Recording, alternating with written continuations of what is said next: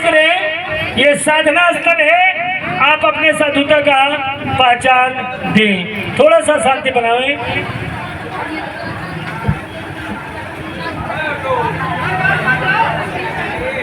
Hello hello,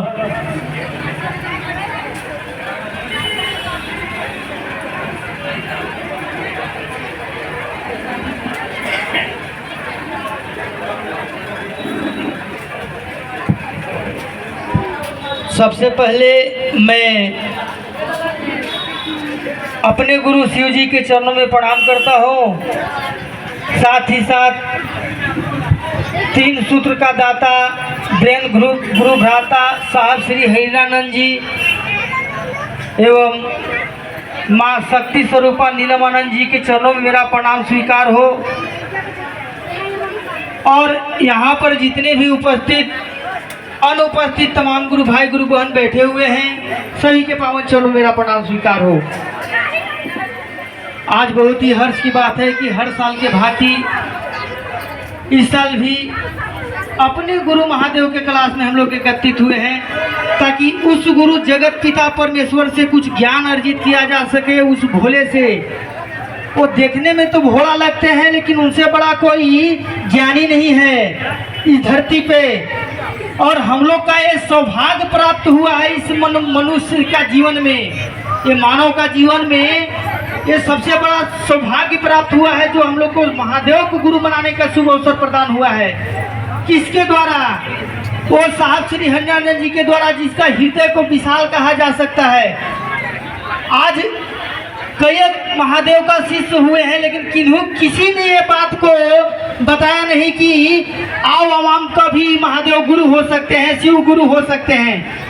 लेकिन बताने वाला सिर्फ मात्र एक महामानव साहब श्री हरिरानंद जी ने, जिन्होंने ये चीज को बताया कि जो इस जगत में सामान्य से समान अति सामान्य लोग रहते हैं, उनका कौन है? तो उनका एक ही है, वो महादेव है, वो शिव है, जो कि अंतर्मन से पुकारने के बाद में उनका संकट को हरते हैं।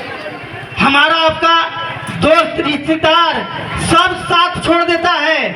हम आप दुख के समय में सबसे पहले उसी व्यक्ति को याद करते हैं जो आपको फुलफिल भरोसा रहता है जिसके ऊपर में। लेकिन हमारा आपका जो विश्वास है, महादेव से ऊपर विश्वास बड़ा किसी के ऊपर नहीं हो सकता है। और कहने का अर्थ है कि शिव शिष्य परिवार में, शिव का शिष्य होने में सहायक मात्र 3 सूत्र। जब महादेव को साहब श्री हरिरानंद जी गुरु बनाए थे, तो गुरु बनाने के बाद उनके पास में कोई सूत्र नहीं था। उनका मन भी बहुत विचलित होता था। हम लोग के पास में तो 3 सूत्र है, सहारा है, उनके पास में कुछ भी नहीं था। शुरुआती दौर में जो व्यक्ति रास्ता को काट के, पेड़ को काट के रास्ता बनाता है, उसको पता चलता है कि उस रास्ता का कठिनाई क्या होता है। लेकिन जो बना बनाया रास्ता पर चलता है, उसको क्या पता। साहब श्री हरिरानंद जी ने कांटों को चुने हैं, रास्ता को, कई पेड़ को काट को रास्ता बनाए हैं, उस रास्ता पे हम लोग चल रहे हैं। हम लोग तो बहुत बड़ा भाग्यशाली है। हमारा आपका पूर्वज को तो यह शुभ अवसर प्रदान नहीं हुआ है कि महादेव को गुरु रूप में स्वीकार करे। खानदान दर खानदान तो बाबा के रूप में पूछते आए हैं, लेकिन उसी बाबा से एक रिश्ता बनाने के लिए कहे हैं साहब श्री हरिरानंद जी ने, जो कि रिश्ता के ऊपर में ही कायम अगर रह गए, कहे कि अगर ये बात आपका दिल में घर कर गया कि महादेव हमारा गुरु है और मैं उनका शिष्य हूँ, तो एक दिन आप शिष्य हो जाइएगा। क्योंकि साहब श्री हरिरानंद जी का वाणी कभी असत्य नहीं होता है। जो बात जो वाणी उन्होंने कहे हैं, वो सारा चीज सत्य हुआ है। पहला सूत्र में मन ही मन महादेव से याचना करेंगे, उसी से याचना करेंगे, गिड़गिड़ाएंगे। अरे हमारे आपका दरवाजा पे एक भिखारी भी आता है, देने के नहीं भी मुंड में रहते हैं। हमारा आपका अगल बगल में आदमी कहता है कि हमारा मुंड नहीं है अभी जाने का चर्चा में। अरे मुंड क्या चीज का है भैया?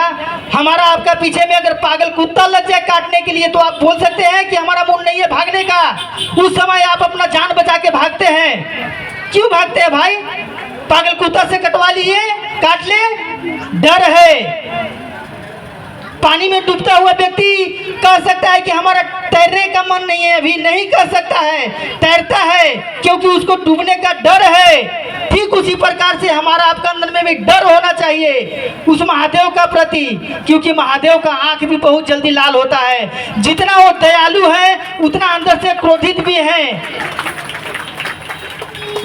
कोई आदमी ने एक जिज्ञासा रखा था कि तरह तरह के बात विचार के ऊपर में कि भैया इसका नाम ब्लैक लिस्ट में डाल दीजिए।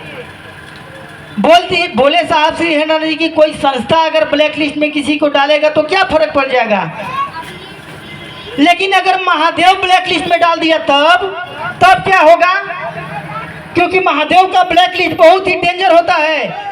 हम आप उस ब्लैक लिस्ट से अनजान है, लेकिन साहब श्री हरिनारायण जी ने ये चीज को परखे हैं, जाने हैं, क्योंकि डायरेक्ट ऊर्जा उनके अंदर में आया हुआ है, क्योंकि प्रथम शिव का शिष्य है। इसी कारण से और उन्हीं का आदेश है कि हम आप जहाँ भी रहें, जिस स्थिति में रहें, उस महादेव का बड़ाई करें। एक पुत्र होता है कि अपने बाप का, अपना पिता के मुंह पे खाली बड़ाई करता है, अब एक पुत्र वो होता है जो अपना पिता का बड़ाई उस चौरस्ते पे करता है, उस जगह पे करता है जहाँ पर कोई उसका जान पहचान नहीं है। तो अपना पिता का सच्चा बड़ाई करने वाला वही हुआ जो चौरस्ता पे हर जगह पे बड़ाई कर रहा है, जो मुंह पे तो हर किसी ने करता है। और महादेव दया का अथाह सागर है, इसमें कतई संदेह नहीं है। बस आवश्यकता है उस शिष्य भाव को पनपा लेने की।